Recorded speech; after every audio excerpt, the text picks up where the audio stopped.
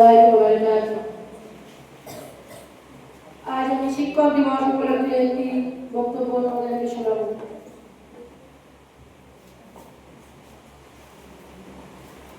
আজ উপস্থিত ABS model স্কুলের সভাপতি মহাশয়, প্রিয় শিক্ষক মণ্ডলী ও আমার সহপাঠী বন্ধুরা, সকলের প্রতি আমার আন্তরিক শুভেচ্ছা ও ভালোবাসা। 5ই সেপ্টেম্বর শিক্ষক দিবস পালিত হয়। আজ আমরা ওই দিন থেকে স্মরণীয় করে রাখতে শিক্ষক দিবস উদযাপন করছি। আমরা জানি শিক্ষক হচ্ছে আলোর প্রদীপ।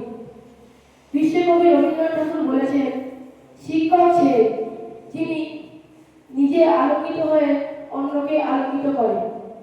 এর মাধ্যমে আমরা বুঝতে পারি যে শিক্ষক শুধু পাঠ্য বইয়ে জ্ঞান দেন না, তারা জীবনে পথ দেখান।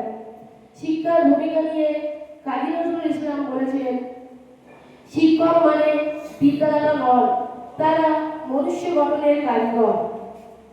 একজন শিক্ষক যেমন ধৈর্য ধরে গাছ লাগান, তেমনি ধৈর্য ধরে ছাত্রদেরকে গড়ে তোলে। আমরা ছাত্ররা অনেক সময় ভাবি যে আমাদের স্বপ্ন পূরণের সবচেয়ে বড় সহযোগী কে? এর উত্তর একটাই, আমাদের শিক্ষক। তারা আমাদেরকে স্বপ্ন দেখতে শেখান এবং সেই স্বপ্ন পূরণের সাহসও দেয়। কবি জীবনানন্দ দাশ বলেছেন, মানুষের জীবনে যে আলো জ্বলে তার নামই শিক্ষা। আর এই শিক্ষা আমাদের হাতে তুলে দেয় আমাদের শিক্ষকরা।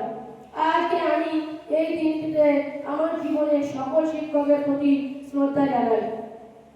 আর আমরা ছাত্ররা প্রতিজ্ঞা করি যে সবসময় আমাদের শিক্ষকদেরকে সম্মান করব ও তাদের কথা মেনে চলব এবং সমাজের বুকে একজন সৎ মানুষ হিসেবে নিজেকে প্রতিষ্ঠা করে তুলব। সবশেষে আমি আবারও বলবো, শিক্ষক হচ্ছেন জাতির প্রকৃত সম্পদ।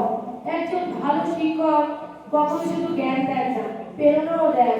একজন ভালো মনের শিক্ষক তিনি একটি প্রজন্মকে বদলে দিতে পারে, আর একটি প্রজন্ম বদলাতে পারে পুরো জাতিকে। এই বলে আমি আমার ছোট্ট বক্তব্যটিকে শেষ করছি। ধন্যবাদ।